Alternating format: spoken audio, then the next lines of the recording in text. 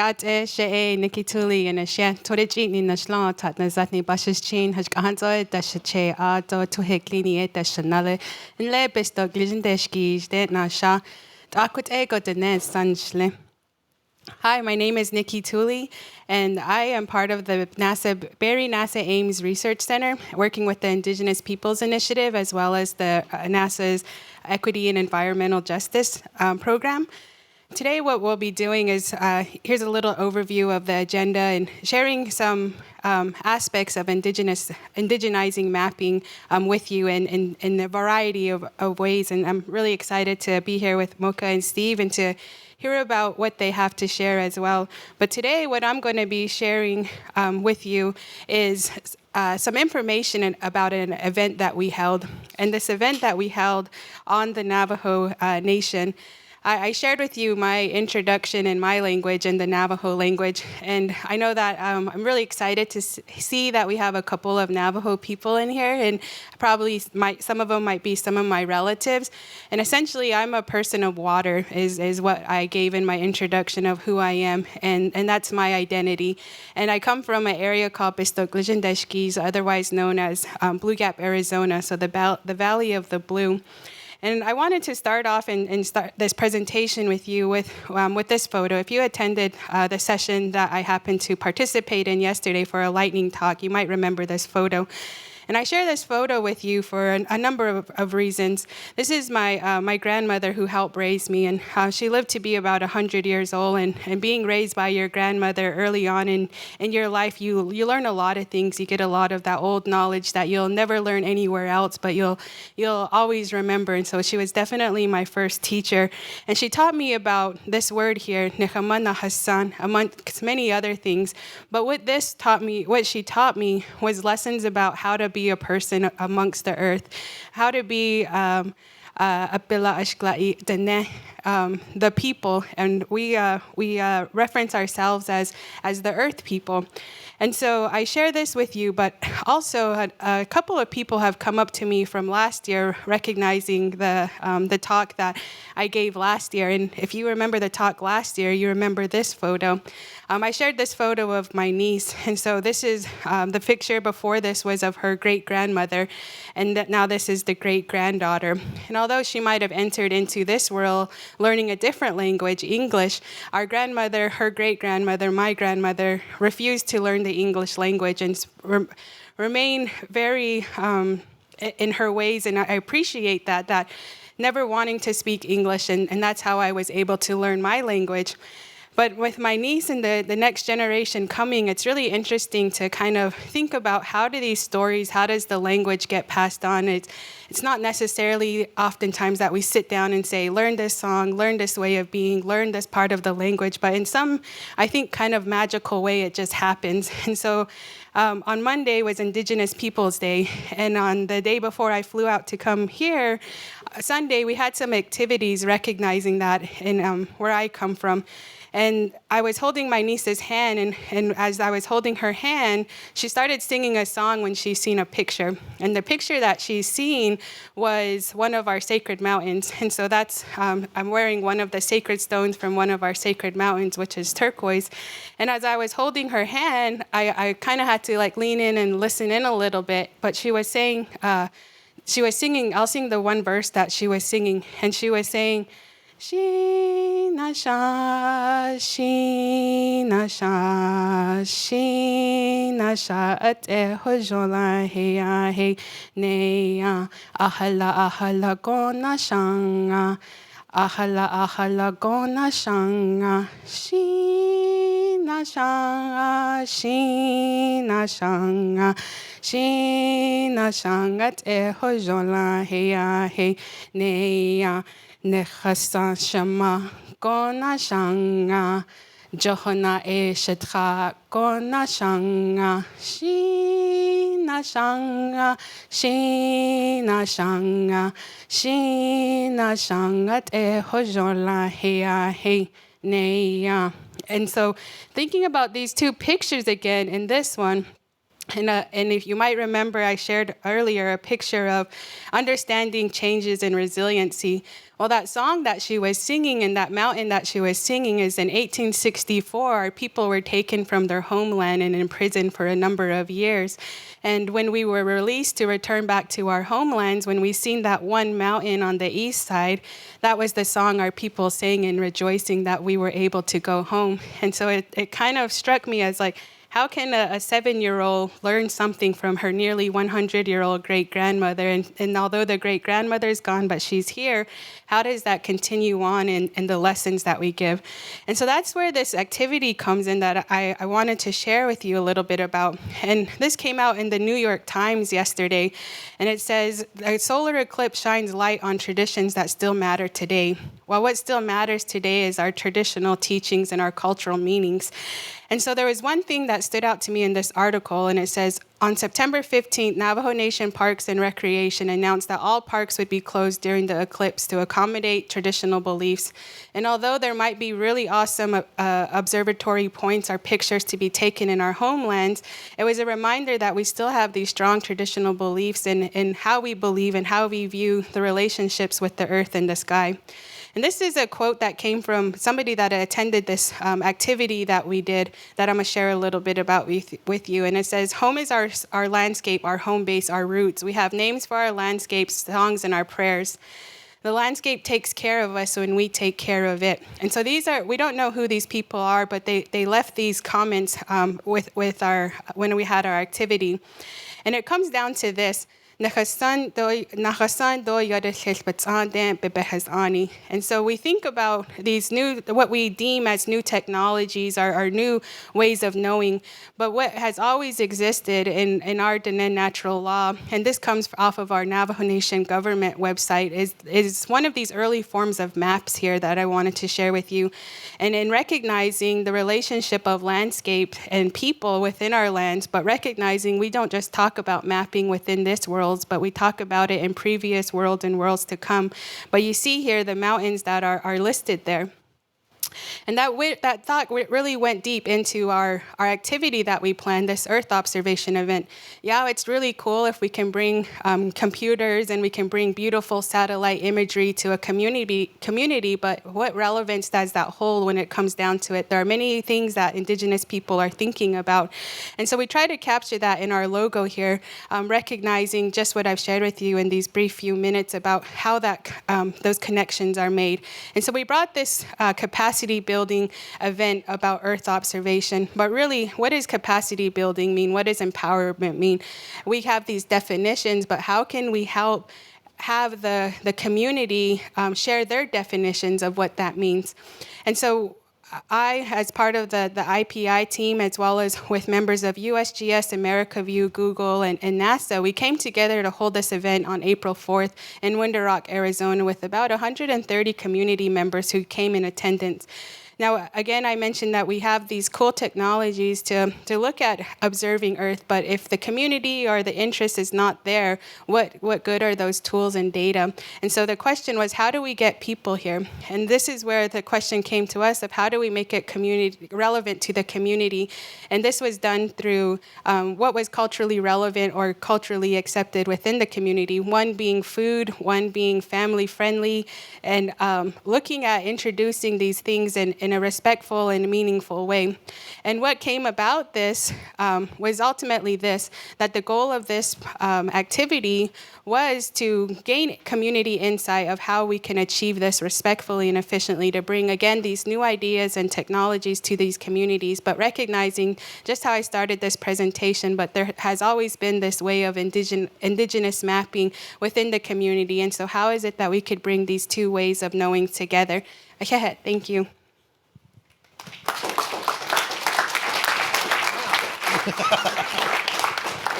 That's really hard to follow.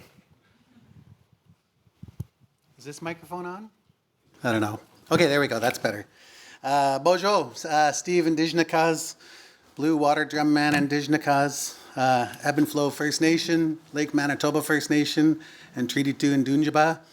My name's Steve DeRoy. I'm Anishinaabe from a place called Ebb and Flow in Lake Manitoba First Nation. I'm a product of colonization, and I'm a 60s scoop survivor. I was taken from my family when I was a kid. I grew up in a non-native family, and I managed to reconnect with my family in my early 20s, but I walked between these two worlds, between my ceremonial space as a cultural leader and a Sundance chief, and my professional space as a cartographer and an entrepreneur and business leader. I wanted to share a few thoughts around the idea around Indigenous mapping, and it really comes down to thinking about the story you're trying to tell and thinking about who your audience is and thinking about the tools that you might need to tell that story. And there's all these other considerations other than just the data, the maps, the imagery, but it's about the people behind how we think about putting these products together. And so I've had a bit of experience over the years thinking about this. And one of the first principles that I think about when we do our engagements with Indigenous peoples is thinking about free, prior, and informed consent. The idea stemmed from the United Nations Declaration on the Rights of Indigenous Peoples. And UNDRIP really deals with a wide spectrum of rights, but there's 46 articles that were identified as a standard of achievement to be pursued. And really, what FPIC really gets down to the idea is the idea that Indigenous peoples either can give or withhold consent around a project or a program or anything that might affect them or their territories. And so FPIC is not just the result of the process of earning consent, but it's also the ability that Indigenous peoples might be able to conduct their own independent and collective discussions and decision-making processes. The other principle I wanted to bring forward was this idea around ownership, control, access, and possession, or OCAP, as we've called it in Canada.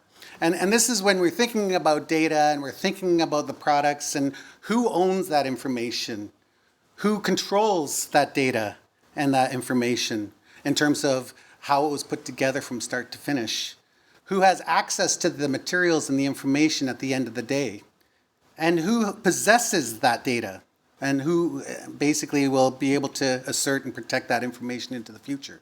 So I just wanted to lay these two foundations before we start talking about maps, before we start talking about data, is that when we're engaging with Indigenous peoples, we need to think about these two principles early on before you even start your mapping project. And when you think about applying FPIC into community processes, there's some real tangible ways that you can actually do that. One is really introducing the project, introducing the who, what, when, where, why, and how of the project, or your mapping initiative, and making sure that everyone understands that right from the get-go. Putting into place confidentiality and usage protocols. So being upfront and saying, this is what this process is, this is what we're trying to achieve, this is what we're hoping to achieve with using this information, and who's going to have access to that, who's not going to be able to see that data. Thinking about your data management right from the outset, thinking about who's going to, how are you going to store your data? How are you going to have those information management structures? Are you going to have well-defined definitions of your data? So thinking about how you're going to decide how you're going to interpret that information in a digital space. And then also finally thinking about backing up and securing your data. Oftentimes we hear about people losing information because they didn't actually think about this idea of if they're going to put it into a digital infrastructure, how are they going to be able to get that out?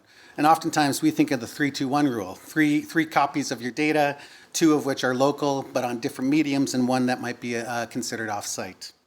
So when we think about FPIC, these are some real tangible ways that you can actually apply that in a community process.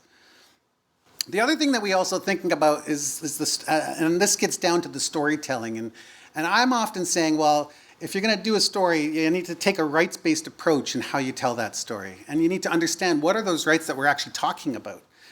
One is, the first thing you need to understand are your own Indigenous rights, your title, and your interests. And in Canada, where I'm from, we have our Constitution Act of Canada, Section 35, which clearly states there are some real tangible rights that can be applied right from the outset there. And so I say develop a framework for how your initiative will advance those rights and interests.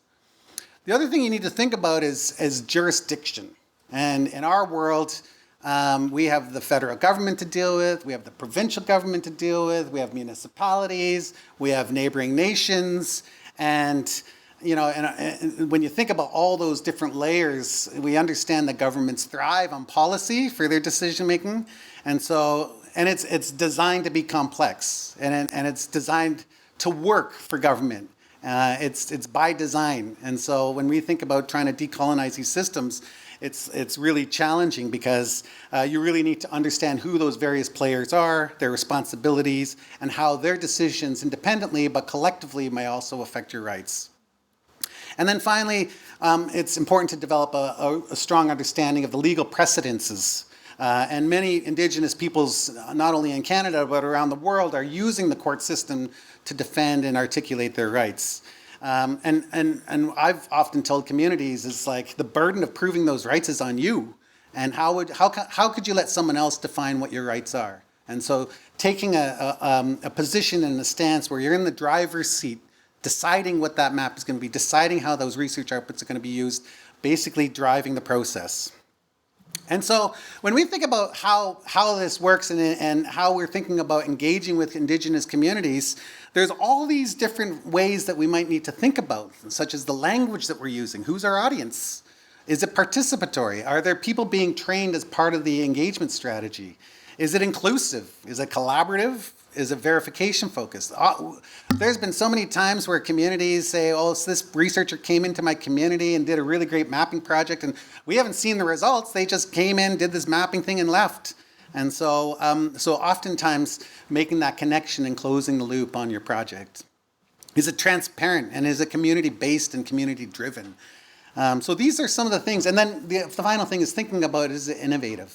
And so I would say if you're at the beginning stages of your research, take these considerations into your project and think about how are you going to be meeting those community needs. And then I've been in the cartography field for about 25 years, and I used to work with paper maps, and then we had Mylars, and then we'd have to we went to desktop computing, and now it's like cloud-based and mobile mapping, and really it's like sometimes you just need to take a step back and say, where am I going, and what is the best tool to use in the situation that I'm going to be in? And so that's what we ended up. We worked in this fast-paced environmental assessment process where companies are like, we want to build our project and we want to hear your thoughts. And so we ended up coming up with this method called the direct-to-digital mapping method, where we project the map onto the wall and we capture the data digitally, and then we're able to capture that information, those stories, and record it and be able to turn that information around to support that fast decision making. But because we were working in a fast-paced environment and using these digital tools, there were all these considerations that we had to think about. Like, we had to prepare Google Earth. We had to load in all these other layers, like, because people were like, well, where's this river and where's this name? And we're like, oh, I guess maybe we should add place names to the map, or we should add other things to augment the map. And in some cases, they didn't have internet where we were working, so we had to come up with a process to cache imagery. I know we're not supposed to talk about that, but we did. And so thinking about how we might be able to utilize some of these tools in an offline environment. And then also thinking about the spaces where we come into the community. Do we have a dedicated space where we can do this research? And can we set up the room to be able to facilitate that engagement in a way that that honors that community knowledge and gives people the time to feel like we're actually taking this seriously.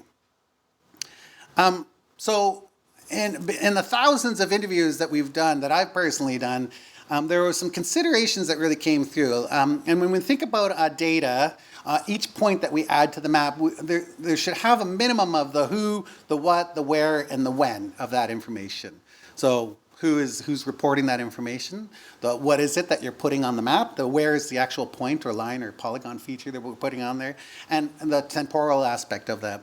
But as we started collecting this, there were all these other factors that started coming into play, like the ecological conditions of the area that this site was located in, the kinship relationship of that transmission of knowledge, such as elders passing on that knowledge to youth in that place, the relational aspects from one site to another, And so thinking about all of these things, we came up with advancing spatial data quality metrics to ensure that we're collecting high quality information. And then the final thing I wanted to bring up was this idea of, well, how do we train people? How do we build an army of Indigenous mappers? And this is something that I said, that Indigenous peoples have been excluded from the map for so long. And so how do we change that? Well, we came up with this idea called the Indigenous Mapping Collective. The idea where we're going to bring these tools to communities, we're going to host these events, and we're going to show people how they might be able to tell their own stories through technology. And we're going to create a safe space for people to do that. And we're going to increase spatial literacy through doing all this work. And we're going to expose people to the wide variety of techniques and tools, such as remote sensing and mobile data collection and analyzing that information and presenting on web-based applications. And we're really going to take all these tools and we're going to advance that Indigenous pedagogy around mapping and research methodologies. And the result of all this is that we're going to build a global community of Indigenous mappers. And the idea is that Indigenous peoples should be in the driver's seat, should be able to apply these tools, and should be able to tell their own stories of place and space. And so I encourage you, if you want to come to one of these workshops, come to our website, indigenousmaps.com. We've been partnering with Google right from the get-go. They've been an avid supporter of the Indigenous Mapping Workshop. And over the years, we brought in folks from NASA, and we have folks from Esri and Mapbox and other community-based organizations. And they're just really great opportunities to bring people together to learn these tools. So with that, I say Chimigwench.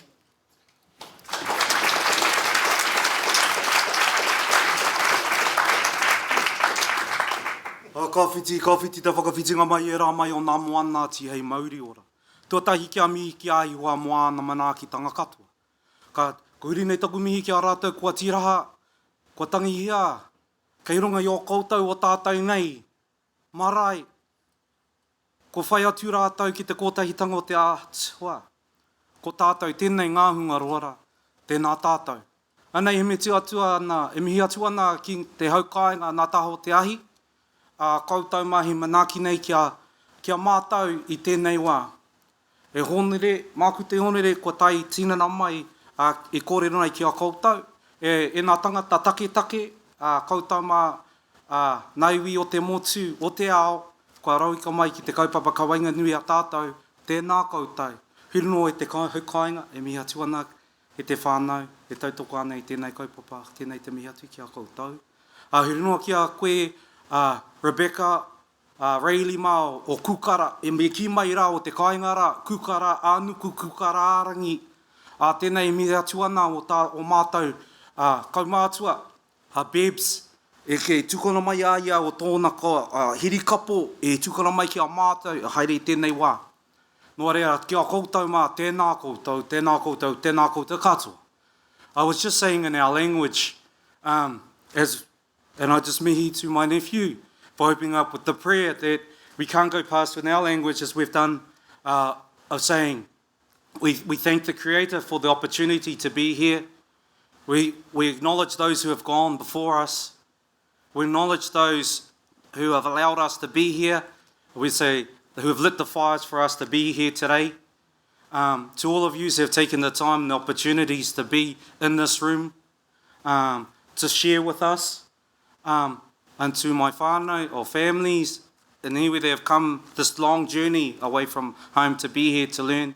And to you, Rebecca, Rayleigh, Google, to share this journey with us. I mentioned in this our saying, as Lil was when we asked Google to come across one of our elders, he turned around and we had what we call a wānanga or a session of enlightenment. And what he said to us was, how do you see Google? What is Google? What is that vision? And we say it's a nation. It's enlightenment. It's a place that you go to on a virtual journey. And when we came back, and he came back with this prayer, with his incantation. And what he said was, Kukara Anuku. Nuku is the land, is the laying of the land. As far as the visualization, as far as the eye can touch. Kukara Arangi, that they can visualize across the skies. And by the connection of that, our people understood what that meant. the integration of our te mātauranga, our knowledge systems that take that part, and looking at the digitisation and the challenges that we face. And that's a journey that we share together. So, and that's why we're here today.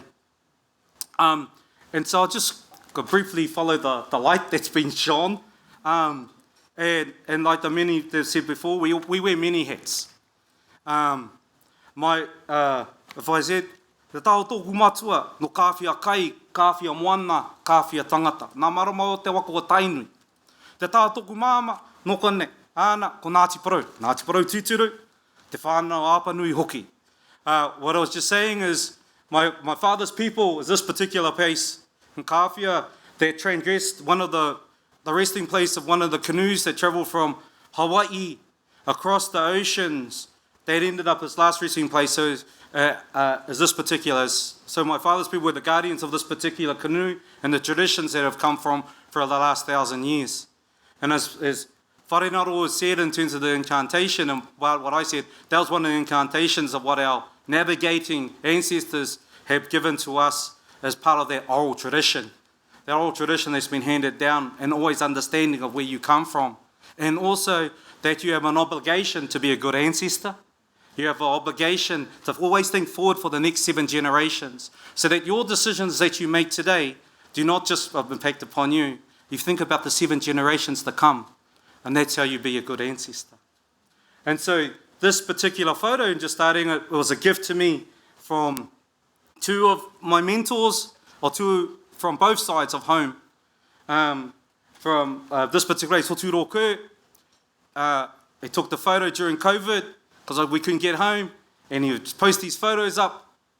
And then the other part, that's the gifting across the top, if anyone knows the All Blacks, and put your hands up, you know about the All Blacks. One of the mentors, this is his gift, the one who wrote the Leila Saka, this was his gift. There was the tāmoko across. And what we would do, we would sit there and understand, how do you take this digital technology? And he's an artist, he's a creator. And his mind, he goes, hey Moka, what? And I taught him, was teaching him Google Maps so he could turn around and capture places back home, cultural sites. And he says, I've got this gift, I've got this thought. I said, okay, I've got this place for home. So this was my dad's side, and this was my mother's side. And what he did, he goes, this is how you look across the lands. And what we talk about, it was say, he whakapapa ki te whenua, he genealogy, the laying of the land, he takoto ki te ao. And so when we tāmoko, it's a process that's come from the beginning, and it's embedded in us, and it's looking for what's going ahead. And so when we talk to our people, we don't talk about Google Earth or digital technology. We talk about, our oral traditions. We talk about that, and then obviously they already have spatial. They already think spatially. So it's just like, okay, this tool will help us today because it's the closest we can get to how we think. It's the closest that we can get to how I can visualize as a bird as I crow across the ocean, and I'm going from place to place. So this was just so I'm just following on from my 2 very learned friends. It's just giving a really brief overview because I think it's more important to hear from you equally. But when we talk about our traditional homes, our central depositories that we talk about are these places. They're called wharenui, and you Googled it, what's that, home program? And inside these are central depositories of knowledge that's been handed down for the last 1,000 years. And embedded inside them is a whole system around what you term today around data equality, had engagement. So all the processes that all the communities we have, we've already know about them. What we're trying to understand is, how do you take that it's the digitization that's the issue. It's our culture that we've already done for 1,000 years, we know. But once you take that, once you digitize the culture, or digitize our mōhio, our understanding, where does that go to? And what are the risks associated to it? So I believe like what Steve and Nikki are saying is really around, we're at the time around data sovereignty and the understanding. It's around co-designing.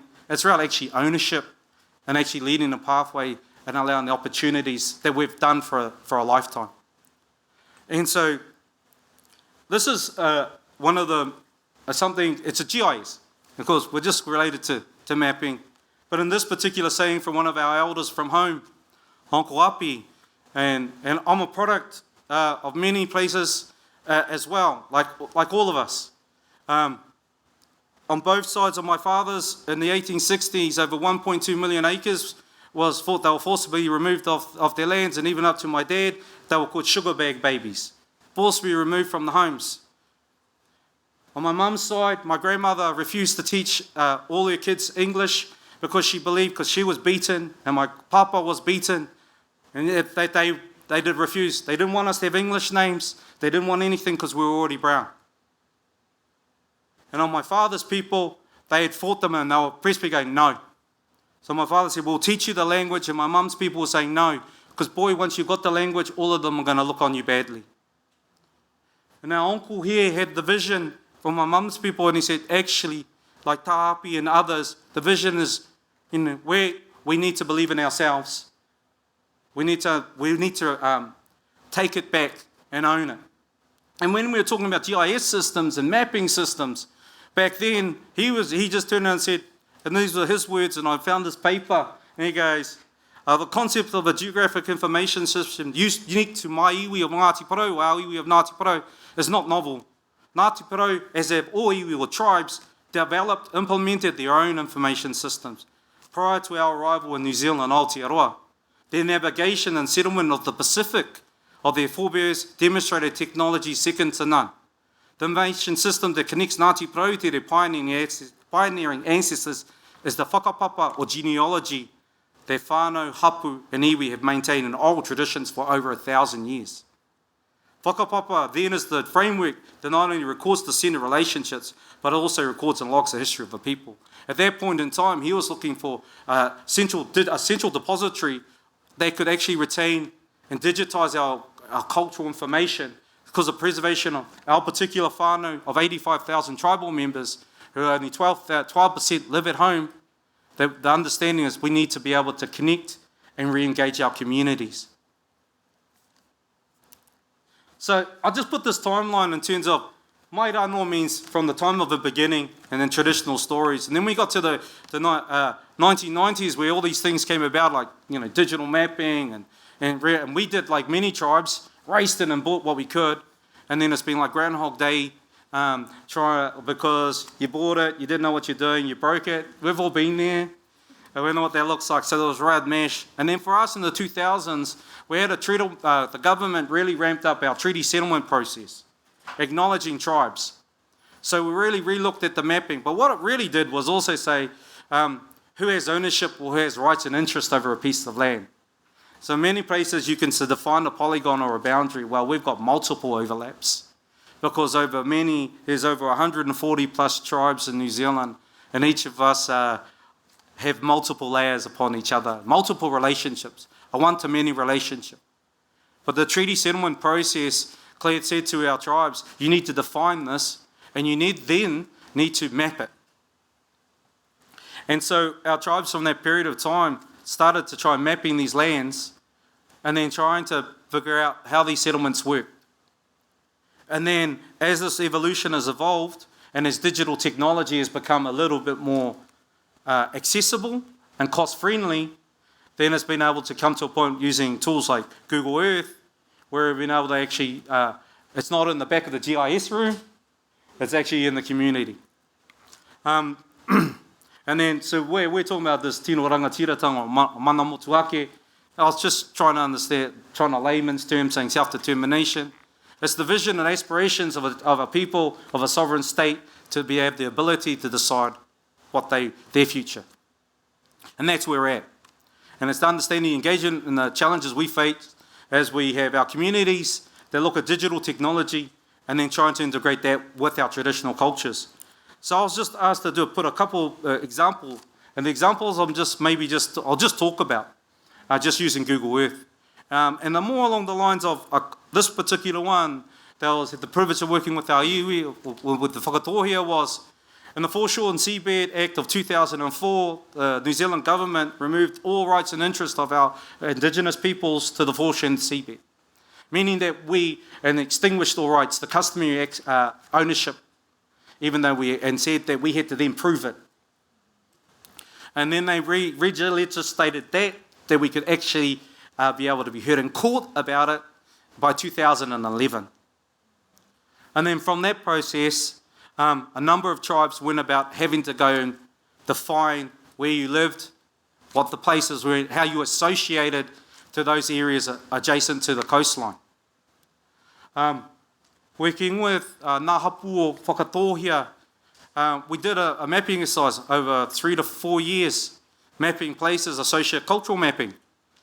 But the difference is we were told to go into court, into High Court, and in the High Court, with the judge, they turned around and said he didn't want to go near the land, refused to go anywhere near the land. So how do you take the judge on that journey? And in this particular case, there was alienating to our people. How do you ensure that they are protected in the same element? So in a High Court with the judge sitting here, barking questions and trying to isolate, what we did was use Google Earth. And those were the prompts, and the elders were able to click from place to place. And what that did was it gave them surety, because when you're getting cross-examined and someone saying you don't know what you're saying, and then the elder goes, well, can you just bring that up? Where's that? Oh, that's so-and-so. Oh, that's fishing ground. And they were able just to negate it and talk to the maps. What the New Zealand government was using was Esri product, the Suri map, and it was frustrating and it was crashing, and we'd done this offline. So it worked. Judge went, that's a really impressive, and in this particular case, we won the case. The first case that's been done.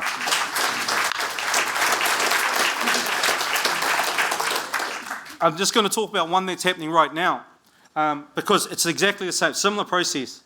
Wakatu High Court, 20 years in the making, 20 years to get the tribe to get to and be able to be heard in court, going through our Supreme Courts, New Zealand government acknowledging and then turning it away. And in this, again, over 20 years worth of mapping and compiling it and putting it together. And we did this a very similar process. But in this particular process, again, the Crown said, what's the extent of the Crown breaches? If anyone's been to the top of the South Island of New Zealand, this is this area. And what the communities were promised lands, and then the Crown or New Zealand government reneged on it. And then so what we had to do was go through and map all the places which are either customary, gardens, everything for the last 150 years, and articulate to them and say, we have association, we have connection. And in this particular case, it's even worse, with the back of the room filled with books, High Court, New Zealand Council sitting on one side. And in this particular case, again, they used the Esri product. And again, going through the map, trying to click it all on. It was just frustrating. So we came in and we put it into the map, into a Google Earth map. And then the difference here was the judge, I had to get up and they said, they said, we have no questions for you. The methodology in using Google Earth is sound. We can't fault it. Novel, but sound. And I was doing it, I was packing myself, I was freaking out. And they said, no. And they said, but can you just show us? The judge was a bit sceptical. And what can this do? Well, we showed the maps from 1860, superimposed over Nelson. And then we started to drop that way. Then we showed the 1940s aerials, and where the places we're actually showing where, if you've been to Motueka, it's all the hops and beer growing areas. While back then, it was waterways and courses, and you could actually see the lines on the maps. Then you talk to oral traditional briefs of evidence that all the elders and everyone said, and you tie them together. The judge turned around and sat there, looked at it and said, oh yeah, I'm going to use this. For the last 8 weeks, the judge has been using it in the High Court instead of the Esri. Sorry.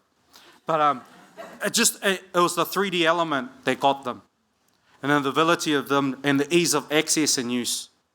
So they were able to turn around and use this particular tool that's been going on at the moment. Last one's for home, and I'll be talking, at the moment we had a census like most places, and the census that was done, and this particular case, New Zealand government said to the tribe, who said you can work on the census, and said, tribe came back with 800 to 900 brick houses. New Zealand government said there's 1,500. What? 1,500? No, there isn't. No. And so we have had for the last 2 months actually go through all 1,500 records and understand New Zealand data, LINS data, information address data, and understand how these addresses and these addresses exist. The best way we could do it, because I was based in one place and all the people who were based everywhere else, was using Google Earth. And the imagery on Google Earth was more up to date than what we had in our Statistics New Zealand room. 2 years out of date was their data. And instead of the 1,500, it was actually the 900, which the tribe said. And we were going in places where the address points were 500 metres out. There were actually places where there were, if we ended up using Street View and showing them and pulling along the line and go, well, if you look at this, and the government officials just went quiet. And I couldn't understand how bad the address system. But for our tribal people, it's like, again, you actually have to prove that you exist, but you have to use the systems that are existing to validate that you're everything that you've already known. But I was just showing you a couple of examples of just how we've been using the Google Earth tools to advocate change. It's just, we just have a saying, you know, e kore au he naro, I shall never be lost. E kakanoa I ruia mai I rangiatia. I am a seed that's been grown from those before me. I acknowledge those of where I've gone and those who are coming after me. And that in that line of continuum, we all are connected. And that, you know, we all want to be good ancestors. So that's me. Yeah. So we'll just, next slide. You do it. Oh, okay. Hey, I've got a little exercise for you. Can you all stand up, please? We're going to go and do this bit. Lil knows this. So we're gonna do a little bit of a slack game. So we're doing whare, you can go. So if you can you all see me? So this game is called Mātahi, and it goes. You remember? Mātahi, Mārua, So if I go Mātahi, so slap, listen, and you'll listen to the beat. Mātahi, Mārua, bang, bang, slap, bang. So we can use this. Mātahi, Mātahi, Mārua, yeah, Mārua, Mātoru is a bit harder.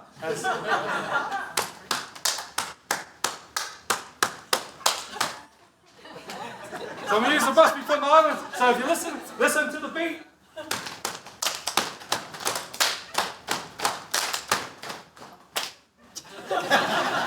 Yeah, we'll try it one more time. Mātoru, it says Mātoru.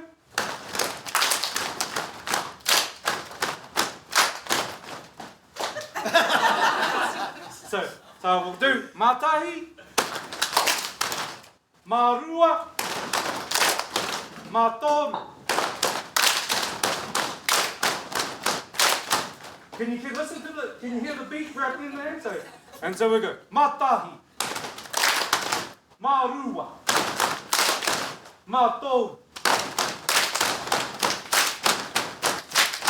Mātahi, Mārua, Mātoru.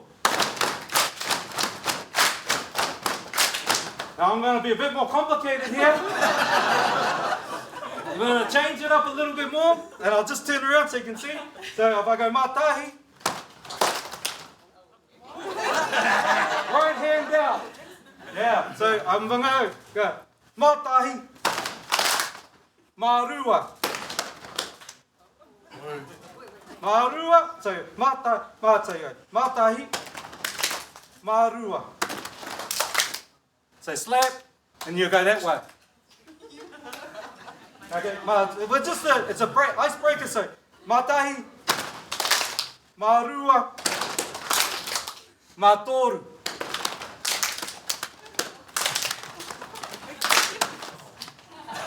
Bang, bang, bang. That's better as a drinking game. Get the hit. That's for Charles for tonight, Charles. So you'll remember this for tonight. So Mātahi's Mārua, Mātoru,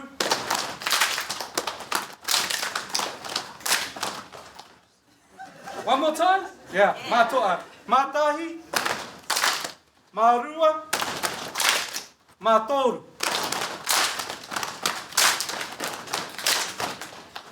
So we'll start. We do it twice. So you just go. So the first time's just the same. Bang, bang, just down. And then when we do the second time, that's when we do the hand. And you can kind of add a little expression. So sometimes you go. And you're looking at your link. And there you go. And there you go. So it's kind of like a bit of a cheeky game that you kind of play with your mates. So we'll just do this. Well, the first one's just like this. Second time, I'll bring my hand. So, Mātahi, Mārua, Mātoru, Mātahi, Mārua, Mātoru. Yeah?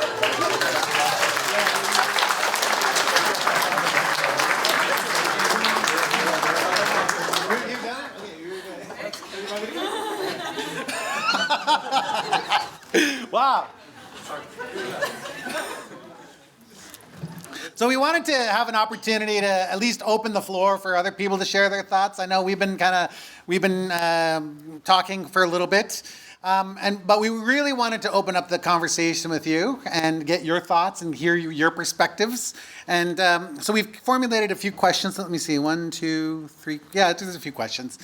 We don't have to get through them all, but I guess what I wanted to do is just literally open the floor and ask people their perspective. So a lot of members from our Google Geo for Good Summit are producing tools, solutions, and data sets in a global context.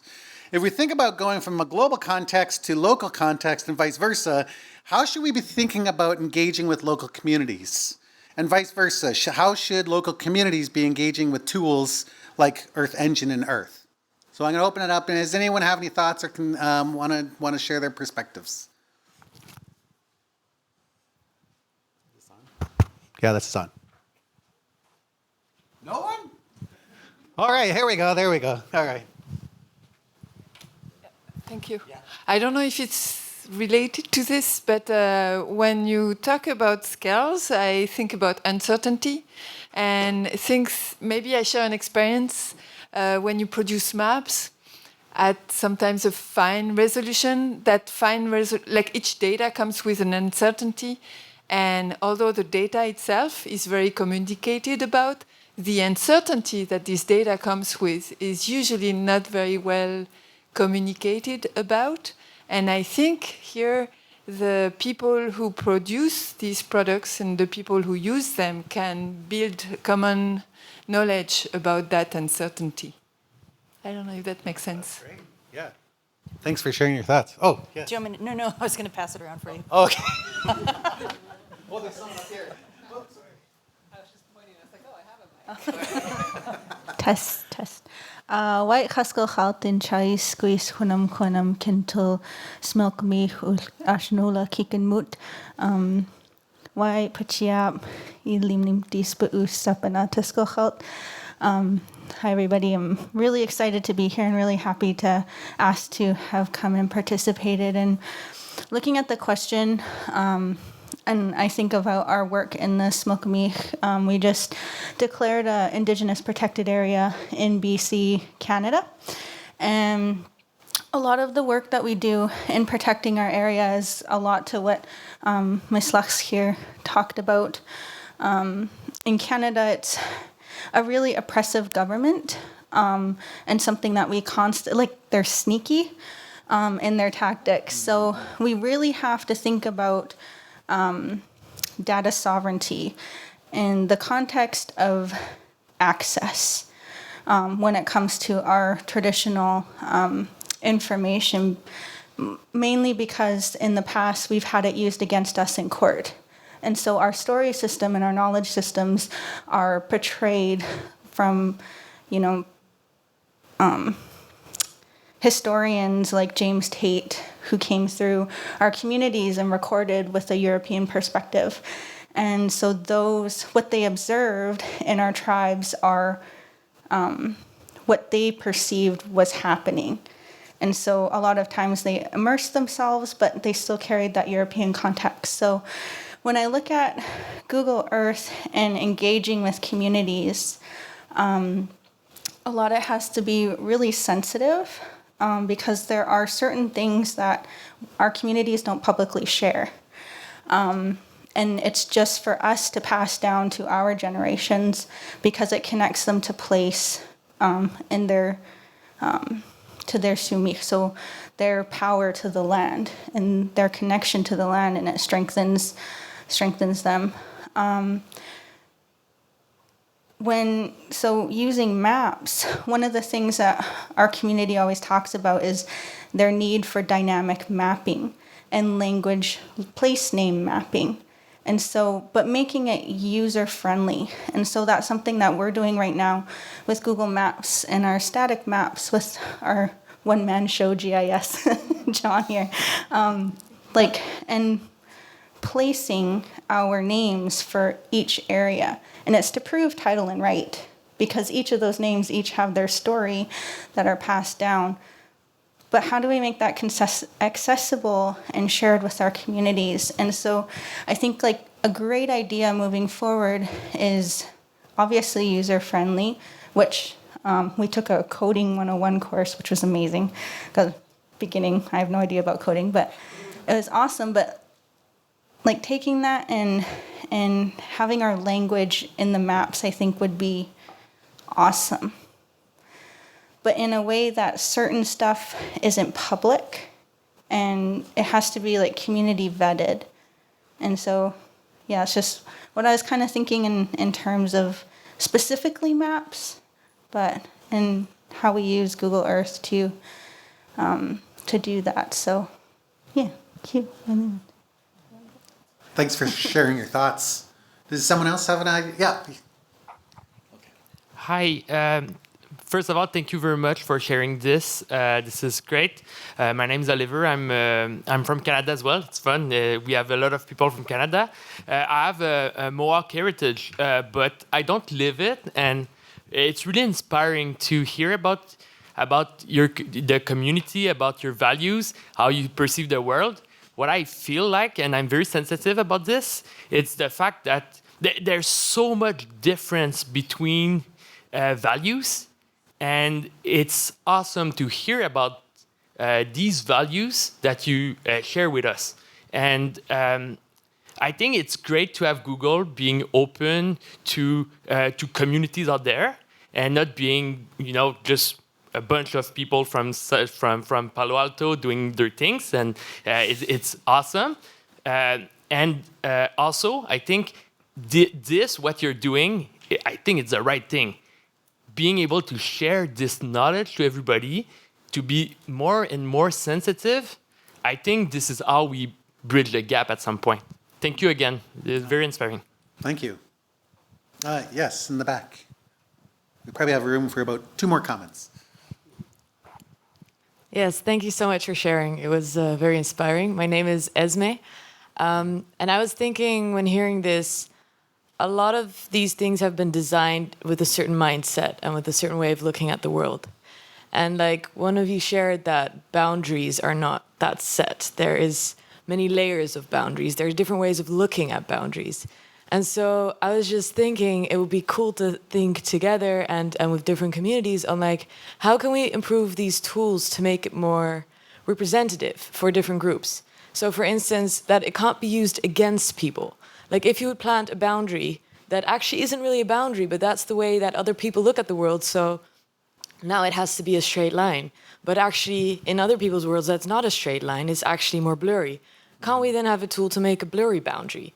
That boundary is then, I don't know, like maybe 10 kilometers wide. But that is the boundary because it's not really a boundary. Like I'm thinking, can we work with these type of tools as such that it's more accommodating for different ways of seeing the world so that it cannot be used against you because it actually represents better what it really means to you. Thank you. Great thought. Oh, Liliana in the front here. Okay.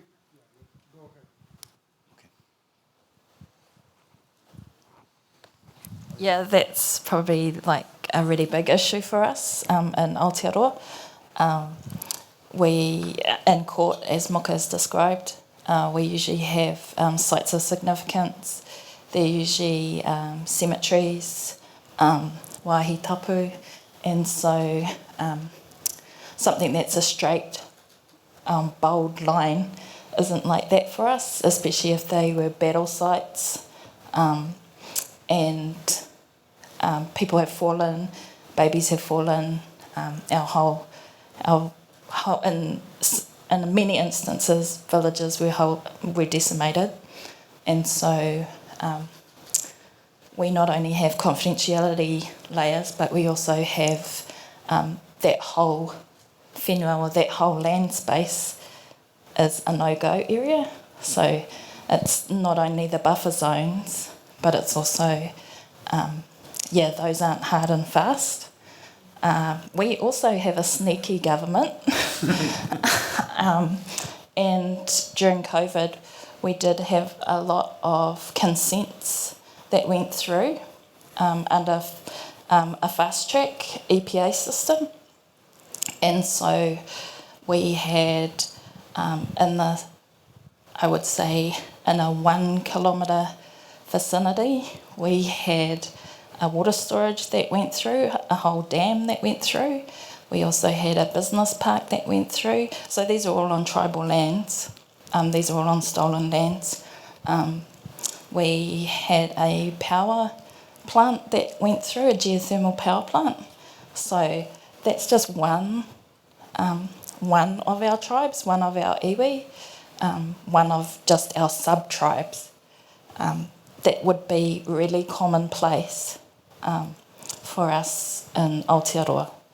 So these are kind of, and especially if, like Moka would probably be doing GIS for most of our tribes. He would be a one-stop shop that you would go to. All of us are like under-resourced, but also we're like the water technician, we're like the monitoring person, we're like the land manager, we're like the mapper. We have like several, we're also on the governance boards, like we have several layers. It's not just one project or one piece of work that we're doing. We're doing several things. We're like the cultural mapper. And then also we have families. So, in between them we have a family. And also we have professions, we have careers. So I think that is like, there's like huge pressures on us, as well as huge, I feel like we all have really strong shoulders, because it's such a heavy weight. It's just not about mapping. These are like our lives. These are our families. This is our whenua, these are our lands, these are our waters, these are our babies. That's what it is for us. Kia ora. Miigwech. We'll take one more comment, and then I think we'll wrap things up here. Lauren? I guess just in relation to the question, thinking about what really struck me was the visuals over the land. And so, when we're talking about Google, we use the points and the polygons and we some background maybe around the language or the stories, but the layers that show for us, like we have like 5 mountain systems that are all part of a single story that define law, that define the importance in terms of relationships and how we work with one another. And it is not only a land law, but it is a social law that is informed by these mountains and the story that is behind them, right? And it's a long story. So I think, one of the ways or one of the things to think about is that not necessarily how do we layer it as an add-on, but how do we show it visually rather than a polygon or a line as a visual of the story, right? So it basically shows that story as a blanket over the land, right? And that in our language would be Tualahupicha. And my daughter, that was my daughter's name. So I think, thinking about it in that way, because, we're linear and we're dot and line based, but as Indigenous people, we are more visual and our brains work differently. How we see the land and how we know it looks different. And so the ways possibly that we can think about how Google might do that, I think it might be important. I think the other thing maybe in terms of the protection of information for Indigenous people, because we're so exploited and we're so, information is used so much against us, is to think about how Google might help to protect us through some legal caveat, right? That it has a document that if you're going to use this data, that it is not to bring harm or to reduce the impacts of Indigenous people, right? Having come from COP15, we make up 8% of the population, but we preserve around 85% of the global biodiversity. And I think if Google is on side with us through those legal caveats, that will make a difference for us in our people's ability to trust it as a mechanism to help our own people to utilize it as a pedagogical model, or a model that we can, lay over our songs and our visuals and our stories too, right? And I think it could be really beautiful in that way, if Google could find a way to ensure that it is not used against us in that way. So that was an idea, I guess. Well, I just wanted to take this moment to say, Chimigoch, you want to do two more things. Nikki and Mocha, can you just come here for a second? Yeah, okay. Just come here. All right, here we go. And everyone smile or wave.